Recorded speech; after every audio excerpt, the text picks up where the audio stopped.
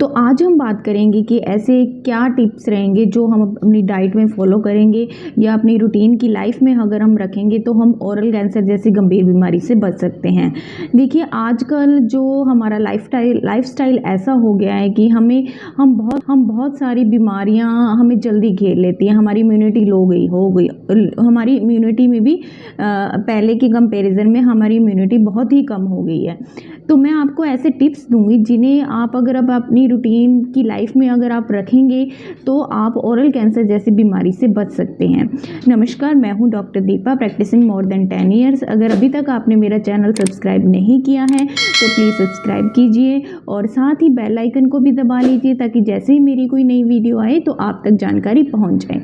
तो देखिए oral cancer तो आजकल ऐसे फैल रहा है जैसे ये कोई एक वायरस हो, और इंडिया में तो हर साल कम से कम 2 मिलियन 20 मिलियन से ज़्यादा इसके केसेस देखने को मिल रहे हैं। और सबसे बड़ी बात ये है कि पेशेंट्स को इसका इनिशियली स्टेजों में पता नहीं लगता है क्योंकि ये पेनलेस रहता है, और जब ये एडवांस स्टेज यानी धीरे धीरे अगली स्टेजों में चला जाता है तब जाकर पेशेंट को पता लगता है, और उस टाइम इस डिजीज़ से बचना बहुत ही मुश्किल हो जाता है।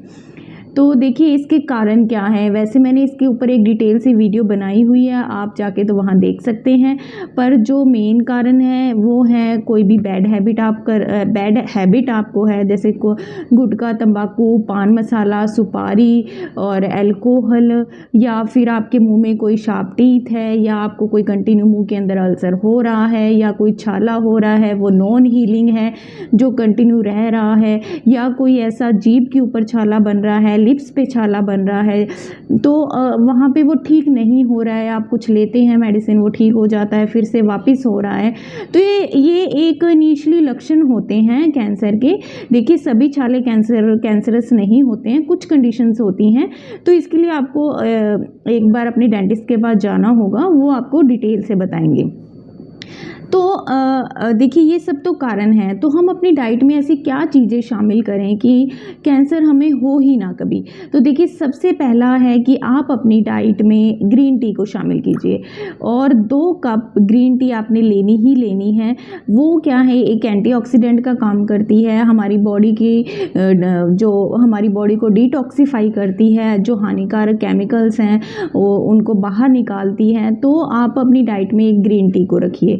दूसरा है ग्रीन वेजिटेबल्स, पत्तेदार सब्जियां फाइबरस होती हैं जो हमारे इम्यून सिस्टम को मजबूत बनाती हैं। टमाटर का सेवन ज़्यादा से ज़्यादा कीजिए, उसमें ऐसा एंजाइम होता है जो कैंसर सेल्स को मारने की क्षमता भी रखता है। तो आप ये अपनी डाइट में ज़्यादा से ज़्यादा रखिए। पानी ज़्यादा से ज़्यादा पीजिए, पानी एक बहुत अच्छा डिटॉक्सिफायर है, पानी ज़्यादा से ज़्यादा लीजिए, और जिससे कि आपकी बॉडी का अच्छे से क्लीनिंग हो सके।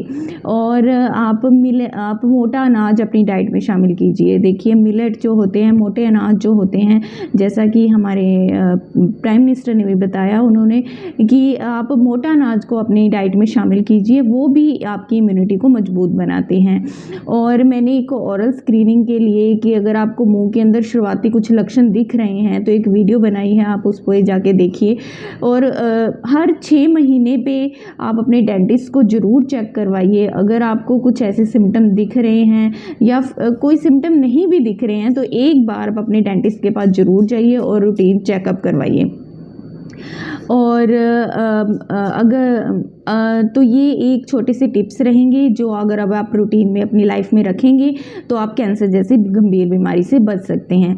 देखिए अगर एक बार कैंसर हो जाता है तो उसका ट्रीटमेंट बिल्कुल अलग हो जाता है। अगर इनिशियल स्टेज में हम कैंसर को अगर हम डिटेक्ट कर लेते हैं तो फिर हम उससे आगे फैलने से बच सकते हैं, क्योंकि अगर वो फर्स्ट सेकंड स्टेज तक है तो तब तो हम उसे प्रॉपरली क्योर कर सकते हैं। कई बार ऐसा होता है कि वो 3rd 4th स्टेज तक जाकर पेशेंट को पता लगता है, और तब वो बहुत मुश्किल हो जाता है पेशेंट के लिए भी और डॉक्टर के लिए पेशेंट को बचाना।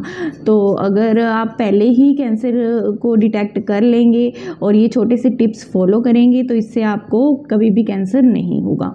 तो अगर आपको ये मेरी जानकारी अच्छी लगी है तो ऐसी जानकारी और भी लोगों तक पहुंचाइए और वीडियो को ज़्यादा से ज़्यादा शेयर कीजिए। Thank you.